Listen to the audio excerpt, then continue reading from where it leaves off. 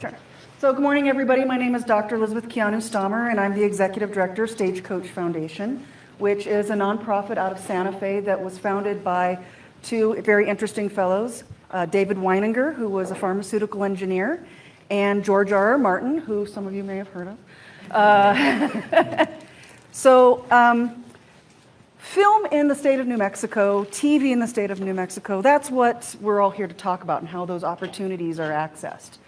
So David Weininger was really fascinated by and highly affected by the impact of Game of Thrones landing in Northern Ireland.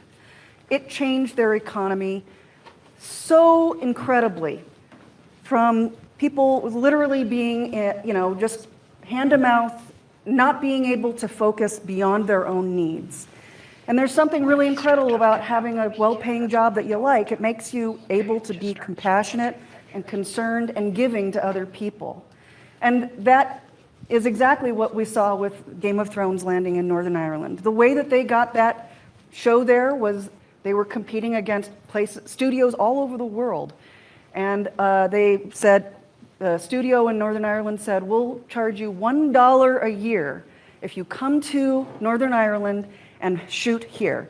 Use our vendors, hire our people, and make the production here. And that one TV series altered their economy. So David wanted to see that happen here in New Mexico. And at the time, we had a different governor who had put a cap on the highest cost of a film, and then the rebate. So if you could only do a $2 million film in New Mexico, and you're gonna get 25% rebate on the gross receipts taxes that were spent in that production, that's the incentive program that brings you here. But that's $2 million to you and, to me, hopefully to you too. $2 million is a lot of money. But when you're making a big movie, that's like one department's budget. So if you have a $50 million film and you're only gonna get a rebate on $2 million, it's not worth you to come to New Mexico. Now we have a fantastic governor who raised the cap, paid off all our film debts, and now we have more films and TV shows than we have people to do the jobs. So David, who is our co-founder, previous administration saw that really what we needed to do was attract productions to come here. And he had a laboratory on the north side of Santa Fe, and he decided, I'm gonna donate this laboratory to George R.R. Martin, and he's going to change New Mexico's economy, which is a lot to ask of somebody. So we started off with this beautiful building, and we had a number of productions that came in, and they rented the entire building, and really they were able to hire maybe 3 or 4 production assistants, teach 1 or 2 classes, and that was a great beginning. And then when we got our new governor and I came in, I was looking at, well, how do we actually meet a new mission, a new need that is more than just attracting productions here? And so I started visiting different 2- and 4-year programs at the end of their semesters to see what they were doing in their introduction to film and digital media. And each of the institutions were teaching entirely different things, using entirely different software, and the content that was coming out was just all over the board. The other thing that came from that was people saying, but how do I take what I'm learning right here and get into the TV and film industry? That's what we all want to know, right? If you go to Hollywood, that's the same thing that we're all trying to figure out. If you go to New York, that's what everybody's trying to figure out. How do I get from here to there? So, full disclosure, I have no film and TV background. I'm a retired doctor of acupuncture and oriental medicine, and I practiced in Northern California for 15 years. And I came to New Mexico to go to the Institute of American Indian Arts to work on my degree in Indigenous Liberal Studies, and I graduated in 2018. So I am a very curious person. In Chinese medicine is looking at systems and why things are happening in your body. And so that's looking at how the macrocosm, the outside world, affects our bodies, or our microcosm. So now I've shifted to look at how is that macrocosm affecting our microcosm and affecting the macrocosm, the outside world. That's what I'm interested in. So here we are, we've got a new governor, SB 2, that's our Senate Bill 2 that's about the incentives in our state. And if you read that, it's just gobbledygook. And then there's a little section that you really find out where the tax incentives comes back and helps New Mexicans, and it's what's considered below the line opportunities. So do you guys know what above the line and below the line means? Anybody not know what above and below the line means? It might be good, just we have different community leaders, Sure. so just a brief overview.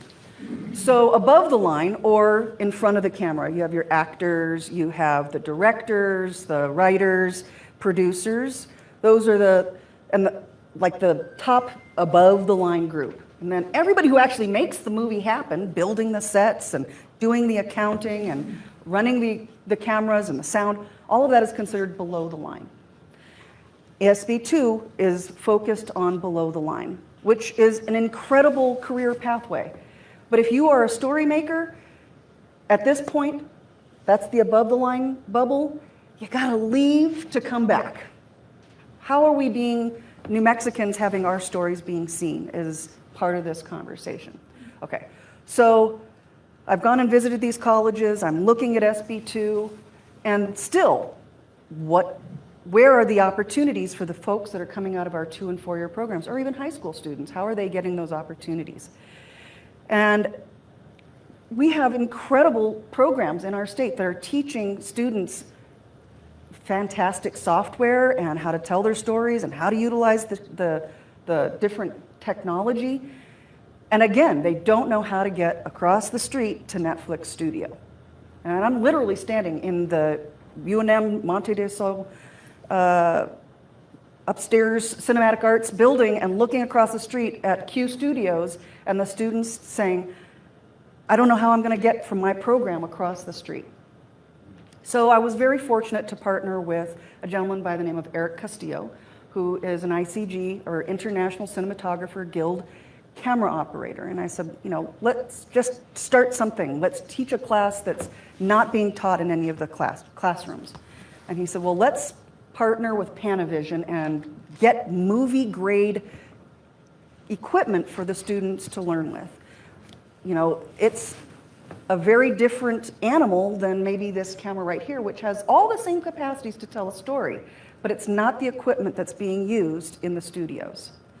Blew my mind. I didn't know that. I thought everybody that was running around with a camera was making movies, and they are, but there's actually there's a divergence that happens. We have a very robust independent filmmaking community, and we have a very limited understanding of how to get into the TV and film studios. 600 class comes up, we're teaching just assistant camera. So myself and my husband are just walking back and forth, and the students are learning how to pull focus on this Arri Alexa camera. And students came and said to me, who were just about to graduate from UNM, I have never seen a camera like this. I didn't know that it took this many people to operate the camera.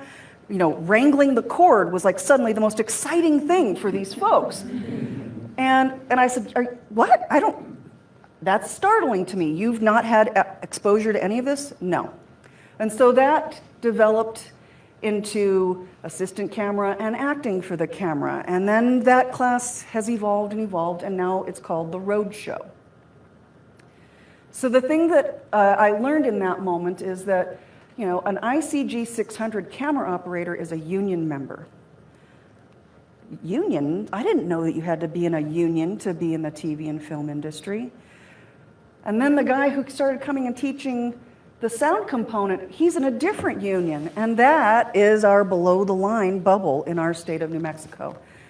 It's called IATSE 480, and you're going to learn from Bell later today about how to get into the union. Those are the two primary unions in our state that are creating work opportunities for New Mexicans. If you don't know that it exists, you're never going to know what you're looking for. So these road shows that I've created are really to bring the training into communities rather than trying to bring people to Albuquerque or Santa Fe. So this road show is now NEA grant funded, and it's students learning how to be an assistant camera operator, students learning how to act for the camera, students learning how to operate the sound equipment and the boom, and students learning about grip and electric, which is almost all the components if you're going to be on set, but it's a good place to start.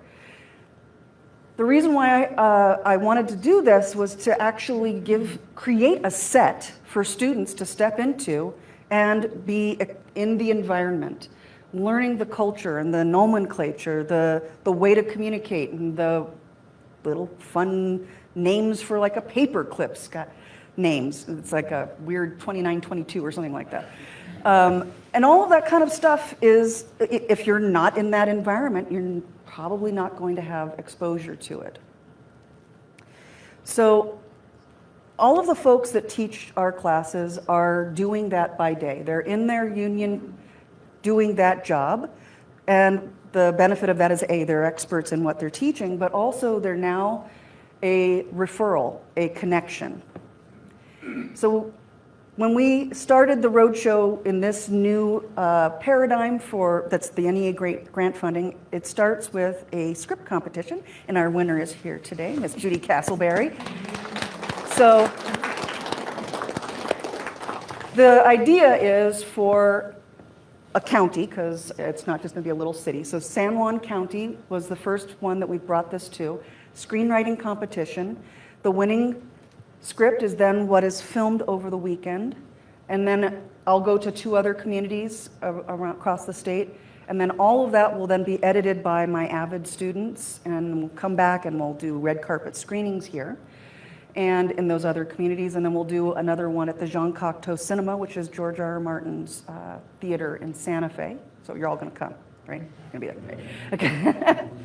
So partnerships are a really important part of how we were able to do this. Panavision, New Mexico was our first partner, and they provide 2 massive camera packages, and they provide that in kind, and then I provide certificates of insurance. Got to tell you, those camera packages are really low. And then I partnered with Cinelease that provides all of our grip and electric, same situation. Malico Grip and Rigging, so those of you that were involved with the dolly and track, that came from Malico Grip and Rigging. Malico Grip and Rigging is owned by Mark Steinig, who was a New Mexico born and raised kind of guy, who also has been a great mentor to me, that opened my eyes to the fact that you don't have to only be in one union. You can be ICG 600, you can be in IATSE 480, you can be a Teamster, you can be a 700, which is our editing gangs, and always be involved in lots of different ways. The conversation of getting into the union is really an important part of being involved in the TV and film industry, part of our film industry. So as I mentioned, there's 2 pathways. There's the independent, and then there's the studio. And that conversation of the studio is the one that I really am trying to shine a big light on. New Mexico has incredible storytellers, and I'm going to segue for just a second. The lack of attention of our storytellers is something that's really important to talk about as well. So, this roadshow is actually the first step of moving from just below the line focus and moving towards the screenwriting. Our state has, I don't know, what's the guess? How many film festivals do we have in our state? Luke, what do you think? Oh, like big ones, maybe, let's see, 6, 7, but there's probably a whole bunch of smaller indie festivals that are. Yeah. We're probably in the realm of about 20, 25 different film festivals across our state. And so New Mexicans are participating in all of this, but they're also competing against one another. Unless something really triggers them to start sharing outside of our state, really we're just looking and reading our own stories and experiencing our own stories. So how do we bring attention to our story makers is part of the other piece. How do we get New Mexicans being able to tell their stories from their own perspective and have the rest of the world see them? So later this afternoon, I'm going to talk to you about Film Prize Junior in New Mexico, and that's like the other avenue of above the line focus that I'm thinking about. In the roadshow, I'm encouraging students to be exposed to everything. Maybe this time, you chose a specific department, and we're going to get funded again next year, and we'll be back, and you're going to choose a different department. But there's also, like, now you get your degree, you know you want to get into the union, but you don't just like, hi, I want to get in the union. You actually have to get days. There's a whole process of getting into the union. But if you've not been on a set to know what you really want to do, then you don't really know what you're asking to do in the union. So production assistants are really the job pathway. So, and I have students that are graduating from 4-year programs. I don't want to be a PI, I want to be a screenwriter. Rock and roll. I support you to do that. You're going to be a much better screenwriter if you humble yourself and be a production assistant and get into as many different departments as possible and get exposed to all of the different departments and the crafts and the technologies and the language, because understanding what it takes to create a story and actually bring it and put it onto the big screen is understanding what every team member is doing and why you're asking them to do what they're doing to create your story. So we're really lucky. We just did this here last weekend. It took a long time through the pandemic to come in and actually land. We had a lot of COVID stalls, I'm going to call it that. And now we've done it. We made it. We have students that participated. And I would love for them to be able to talk about what their experience was. I think Carlos was here, but we have Brooke and Noah and Israel. But before I go to that point, was there anything that you wanted to insert? Oh, it's been a long process on here. We've been trying to go and do this for 2 years, and so I'm trying to think. That's a good push on the spot. It's true. When you apply for a grant, you're like, you create a great idea, and then you submit it, and you hope that somebody believes in it. But the process of submitting it and when they actually let you know is like another year. So then after that year, then we had the pandemic, more time, and so that's why it took so much time. And I think the other thing that's really useful for the students that are in here is even if you're in the rural community, you have to get out of the rural community and then make some of those connections, and that's where the Roadshow really goes ahead and bridges that gap. Because getting into Game of Thrones, where you know somebody's name, that person that you know their name, if they're a grip or elector or whatever department and they're a key on there, they can vouch for you, and that's part of the process of getting into the union, having somebody that can go ahead and vouch for your skill set. Right. And if you're in the rural area, it is so difficult to go ahead and get out of here and then make that connection on there. So I'm very appreciative of being able to go ahead and pull this off. So we've been I mean, it was a big production. We rolled in with a massive camera truck and stuffed to the gills, and people signed in. And I said, okay, now go out there and start pulling stuff off the truck. All hands on deck. It's definitely a teamwork experience. Having been a sole proprietor working in a clinic all by myself, the teamwork that I experienced just in my job is like nothing I've ever experienced in my life. And those of you that were here over the weekend that met Brandon, my digital media manager and executive assistant, it's just a phenomenal experience to be able to work with someone that's already anticipating what you're needing. And that's what a great production assistant is able to do. They're able to see the big picture and start seeing how things are connecting to each other and then how to help in that situation. So actually, I'd love for Brooke to come up and talk, because I think you were probably the first person with a boot on your leg, schlepping massive equipment out of this.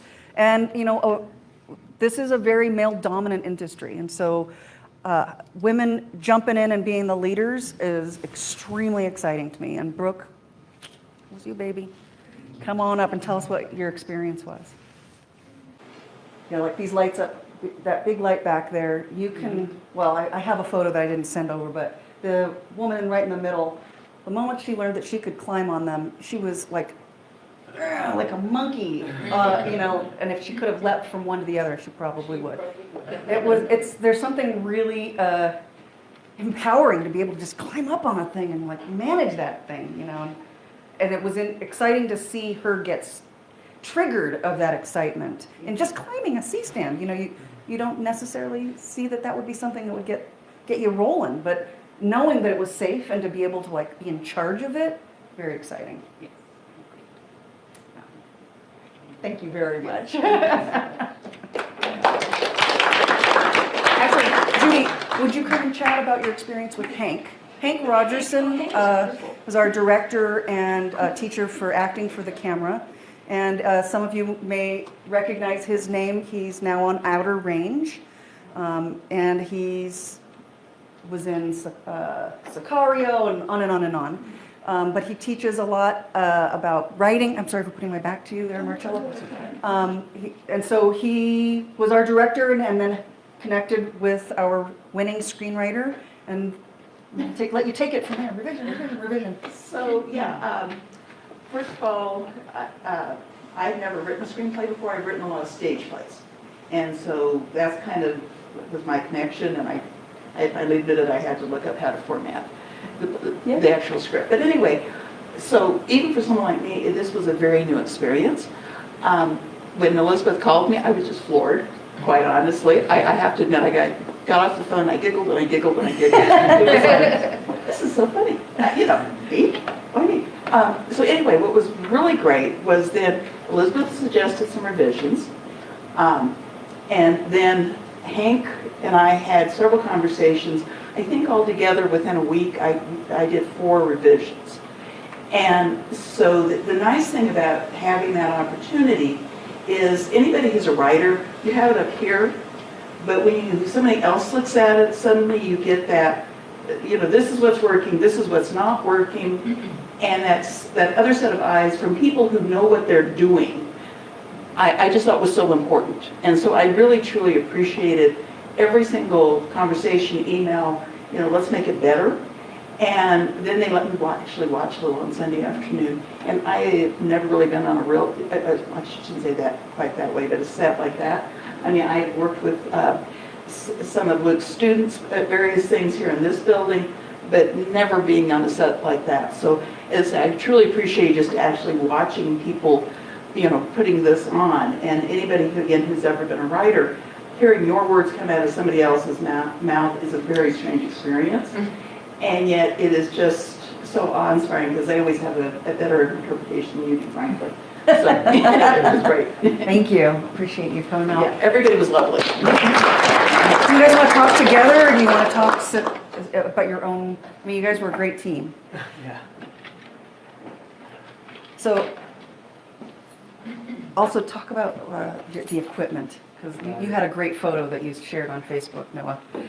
All right, so my name is Israel Duran, and My name's Noah McKay. I think Luke actually has that picture, maybe, if he can.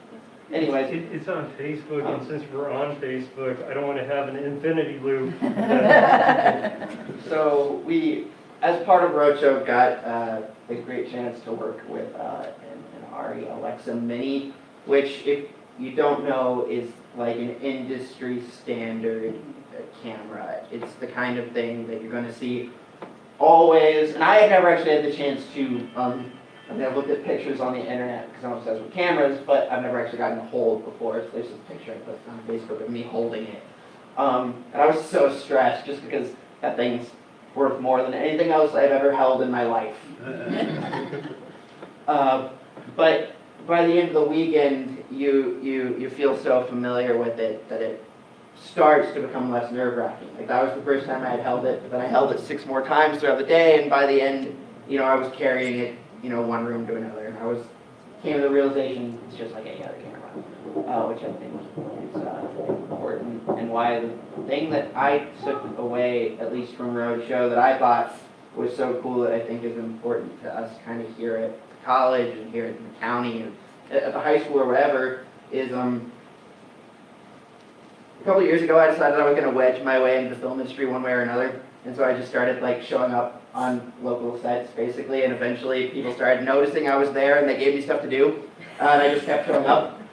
And I did Luke's program and all of those things, but the process is very, very similar. We're doing the right things, and people are learning the right things here. And so when I showed up at Roadshow, which was larger in scale than a lot of things I'd ever done, I felt comfortable. I felt like I belonged there and that I knew what all of the pieces were. Like there wasn't a single piece of equipment that I hadn't interacted with at like some scalable level. Because a camera is just a camera, a lens is just a lens, a C-stand is just a C-stand, and this is all the same stuff that Luke's making us work with, that Haley's making her students work with, that I worked with. Like when I forced my way onto sets, it's just a little bit more expensive and a little bit more nerve-wracking. Yeah, honestly, the entire amount of stuff that we brought was valued at just under $1 million. So I don't think there's a picture of the camera truck, but like I said, it was stuffed to the gills with anything that you can imagine. That's Eric there on the top there that's the camera operator, and our lovely Jamie and Danica running the show. One of the best people I've ever met. He was really inspiring to learn from, actually. How about you? What was your experience, Israel? So, as Brooke said, showing up here had some kind of what expectations to expect. I was very nervous, but as soon as we started breaking out the gear and started getting hands-on, like Noah said, starting to feel more comfortable and that I belonged here. Just kind of nerve-wracking dealing with that kind of equipment, and just learning like me doing the slate as well. Just changing the lens out was very terrifying. I've never done it before. It's very scary. And just I was pulling focus as well on the camera. Learned a lot. On my first shot, we had moving subjects. It was very nerve-wracking trying to have them all in focus, but we got it done. And Eric is also a very good teacher. I learned a lot, and very inspiring as well. And I really want to thank Stagecoach and Luke for having this happen and giving us students that exposure that we need. And So I wanted to tell you both, and I wish that Danica and Jamie were here. He said that he would hire all 4 of you. He thinks that you guys were fantastic, and he was really excited about all of your capacities. The other thing that he said was that you guys came in with a base knowledge that was really refreshing to be able to work with. Oftentimes he'll have somebody who's just gotten in as a tech, and they knew someone that got them in there, and they're literally learning the moment that they're starting to interact. And you guys had a great base knowledge to start with, and so, props. Props to Luke too. You guys are fantastic. Thank you so much. You guys have any questions? I mean, I could just go. The thing that I'm really excited about this training program is being able to take it into a community and share this opportunity, and to shine a light on pathways, about career opportunities. I'm going to segue for a moment about post-production and really back up what the previous group was talking about. Our state has pre-production and production, and then it walks away. There's an entire section of the economic sector that is not really accessible for New Mexicans. And you might have noticed during that presentation, they were listing off a lot of different software. And one of them that they didn't really actually maybe even say out loud was the Avid. Avid Media Composer is the industry standard editing platform for content that's coming out of the camera and getting prepped for the editors. In our state, I think UNM teaches maybe 2 classes, which are like, Monday, Wednesday, and then the next week, Monday, Wednesday, and then they move on. That software is kind of like the entryway for post-production to really start to build in our state. The Adobe base, that technology is brilliant and fantastic, and lots of other software creators are doing very similar stuff. And the one that I am personally interested in is, again, with Avid. There's something that's called the Nexus Edge, and it released maybe a month ago. And what it is it's a server that allows for someone on their laptop, like our friend Jonathan, logging into the server, and now their computer, their Chromebook, maybe even, is a proxy, and they are able to use all of the same tools that they were using and the Avid Media Composer, And up to 75 users can be working in the same bin simultaneously, which is fairly amazing. So, fingers crossed, and wherever there's real wood, the multi-million-dollar grant comes through, and we start that in September. What that does is it makes it possible for anyone in the state of New Mexico to learn how to use Avid Media Composer from their home. And that's really the thing that I'm interested in, is how do we bring knowledge and access to stuff, outside of that little corridor of Albuquerque and Santa Fe. So, I would encourage you to take a peek at the Avid Media Composer. There's such an incredible demand for people that can just do the digital dailies, and they're being brought in from other states to be able to do it.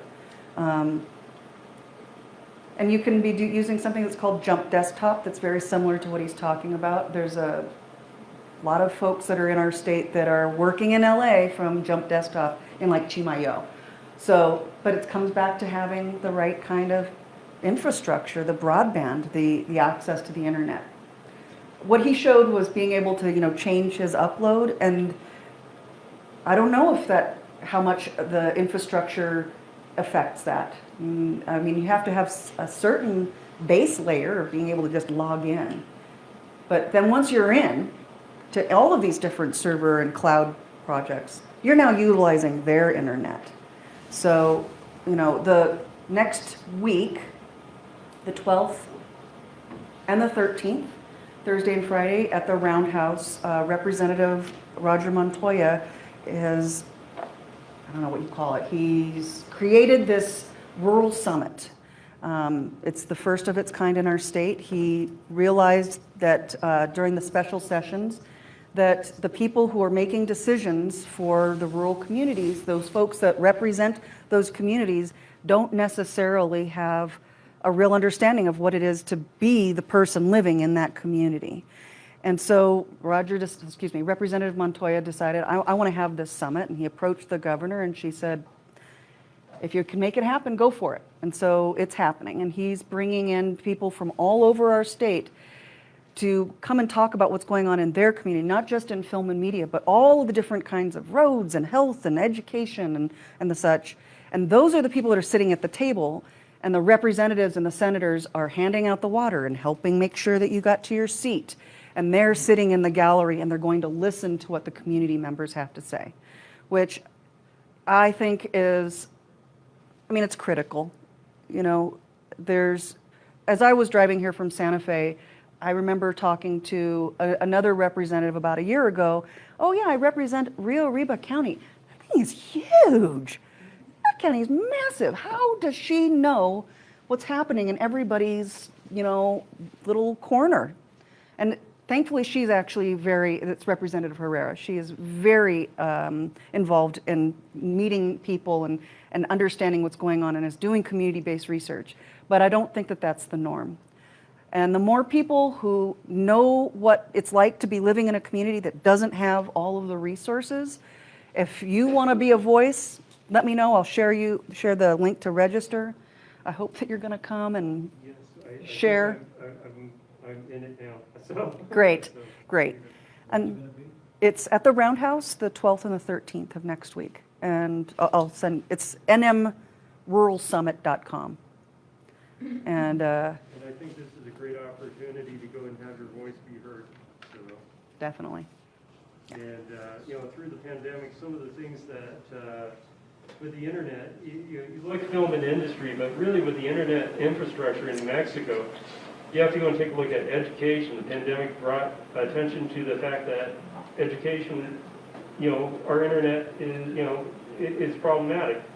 And then if it's problematic with education, then it's problematic for healthcare, which these are like vital services on there. And if it's on those two, then with oil and gas and some of the natural resources that the state has, it falls into that too. And then you have film, and on top of that, film and media creation on there. So it's time to go ahead and start building a digital pipeline, and then just take a look at this, just like it is a road between here and Albuquerque that just hasn't been completed. How do we go and do it? Yeah. Any questions? Comments? Ideas? You know, within the rural areas, is there any dark, unused fiber that's running through? It's a great question. I don't know. I do know, I have a dear friend whose family's from Isleta, and he said that he would sit out on the front porch with his grandfather in the afternoons every day, and his grandfather was watching the sky. And then one day, like decades later, he said, "Grandpa, why are you doing that?" And he says, "Can you see how many airplanes are flying over our land? We are just an airplane path running over our community. But if you were to walk out just a straight line from our front door, every 10, 15 feet, there's telephone cable under our land." And he said, "How come I never knew about this?" Well, they did it so long ago and nobody's talking about it. And it's not something that we really refer to. But that took major coordination and investment to run telephone lines through a pueblo, right? So you could be absolutely correct. There's some hidden fiber that we don't have access to. Well, I've explored all sorts of like wild ideas, but it's time for everyone to go and think outside the box. Like, what can we do? Like one of the ideas that I went and just posed to the oil and gas, we've got all these empty pipelines. Can we just shoot fiber somehow down the pipeline on there? And then where you go and run into some of the issues is like the right-of-ways and then who owns like those different areas and things like that. But, with Starlink, there's all sorts of different things that are out there. So now's the opportunity. In terms of like film and media production, we're in a good position. We just need to move forward. So in San Juan County, I can speak, there are some initiatives right now to pursue some federal grants to increase the broadband capabilities, specifically fiber, because there's only one way in and one way out of the county. And what they're exploring is a loop that would connect Gallup to Cortez to Durango to Denver to Farmington to Albuquerque to Gallup, essentially. So that would be a regional loop for fiber.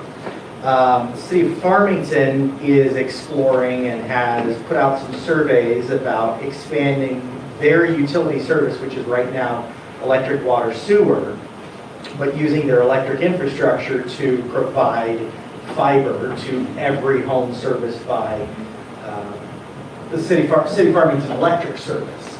That's a few years away. The city of Farmington is pretty much the only one that's really interested in getting into the utility game in that aspect, and they really haven't committed one way or the other.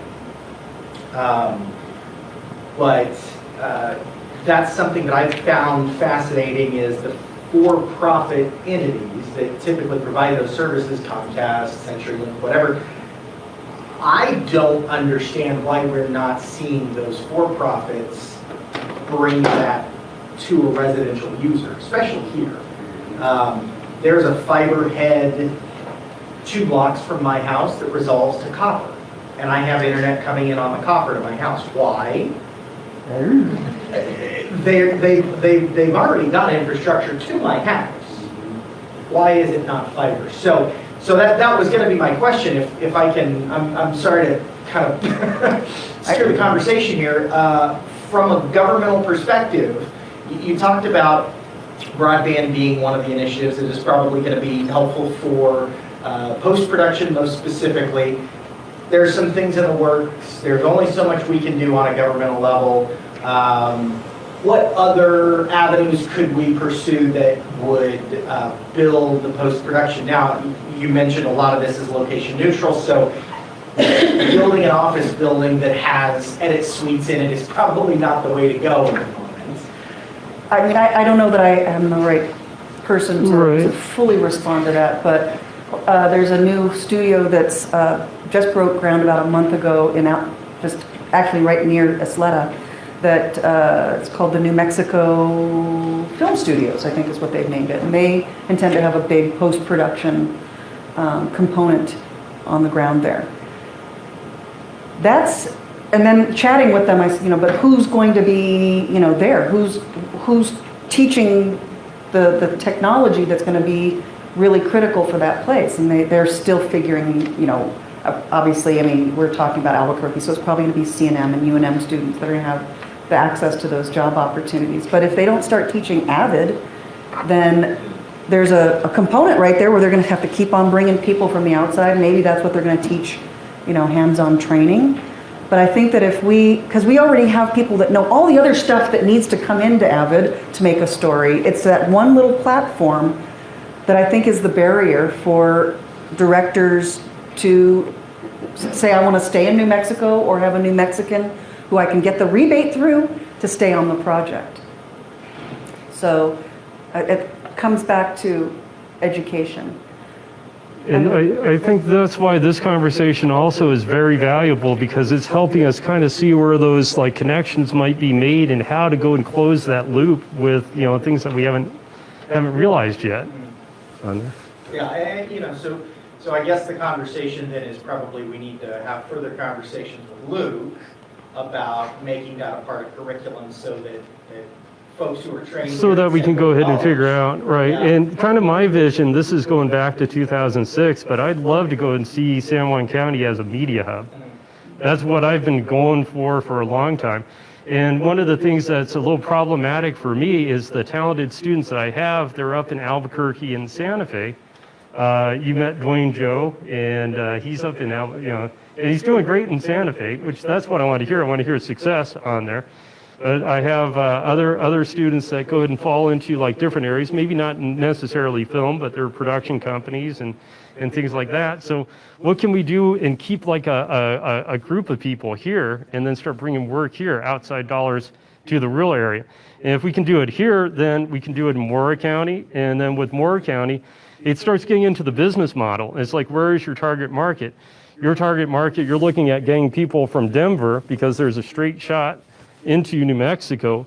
So if you create something, then you have where they're coming in. But that business aspect is one of those things that we need to go ahead and think about, because that is what the industry looks at. Sometimes people go ahead, and when we take a look at the sizzle reels, I'll go ahead and point some things out on there. Sometimes you go and take a look at the landscape on there, and you think that's the only thing that, I need to go here for that landscape, but it's really, I need to go here because of the landscape and because I have Israel and I've got Noah trained so that they can work on it. So I've got people here, and I don't have to bring people from LA in. The other thing is you hear rural, you get the rural tax incentive. So you think there's no infrastructure whatsoever in Farmington. There's no hotels. I can't put anybody up there. Okay, there's no restaurants and things like that. And that's not true. Okay, so it's getting that business component out there. So I'm very fascinated about how to build a film economy within a community. Economic problems, deficiencies. And I think it'd be most appropriate to introduce DeLee Taylor, who is now the responsible business specialist for USDA Rural Development's programs across northern New Mexico.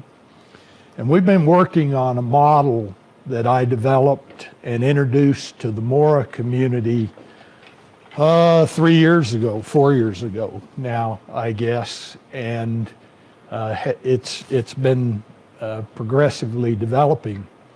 But what we're really talking about is building community, and we're talking about breaking down the silos that we've intentionally developed between the sectors within our community, the economic sectors, the education sectors, the political sectors, and so forth, and reintegrating those.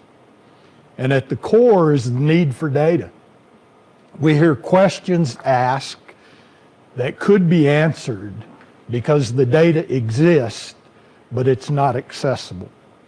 And so there's a component of our model called a community macro data system that communities need.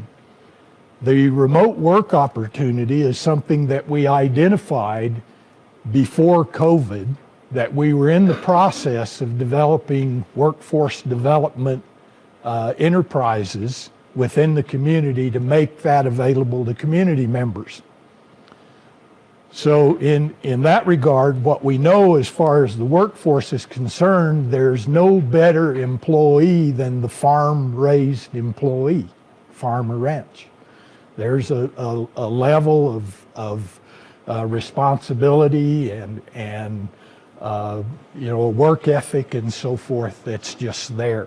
We also know that people that live in small rural communities have a support network, so they don't have housing issues, they don't have child care issues. And what we're modeling in Mora is developing a community support center that acts basically as the HR department. The community invests in the infrastructure that we've talked about needing here today in order to empower the individual to take advantage and benefit from this opportunity that they likely cannot afford on their own. But collectively, the community can invest in providing that support. And then all of the services that an employee would need to be the most productive employee that we think of as HR services that are generally provided by the employer. But in this case, it's provided by the community who has the remote worker and community members' best interest at heart. So it's a whole nother level. The outcome is then a value-added worker, okay, that commands a higher value and brings that paycheck to the community. And the intent is that that's the economic engine that helps these rural communities get a viable economy up and functioning again.